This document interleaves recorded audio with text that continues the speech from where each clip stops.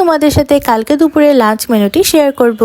কালকে দুপুরে ছিল গরম গরম ধোয়া ওঠা ভাত, তার সাথে লেবু, কাঁচামরিচ আর ফুলকপির বড়া। তার সাথে রান্না করেছিলাম টমেটো দিয়ে মুসুরের ডাল। ডালটা সরিষা ফোড়ন দিয়ে রান্না করেছিলাম। আর তার সাথে ছিল নতুন আলু দিয়ে চিতল মাছের ঝোল। গরম গরম ভাতের সাথে ফুলকপির মুচমুচে বড়া খেতে কিন্তু বেশ মজার লাগে। তার সাথে যদি একটি কাঁচামরিচ কামড়িয়ে খাওয়া যায় তাহলে তো স্বাদটা আরও দ্বিগুণ বেড়ে যায়। শীতকালের সময় গরম গরম মুচমুচে কপির বড়া খেতে ভালোই লাগে।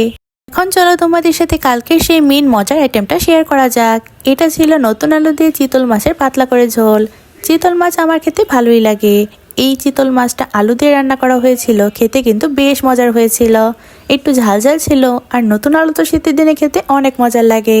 চিতল মাছের তরকারিটা আস্তা জিরে আর গরম মশলা দিয়ে রান্না করা হয়েছিল। চিতল মাছের সাইজটা বিশাল বড় ছিল, তা তোমরা ভিডিওতে দেখতেই পাচ্ছ। মাছটা অনেক ফ্রেশ ছিল, আর খেতেও কিন্তু অনেক মজার ছিল। আমার চিতল মাছ অনেক বেশি ভালো লাগে। চিতল মাছ আমার প্রিয় মাছ না, তবে এই মাছটা খেতে আমার অনেক ভালো লাগে।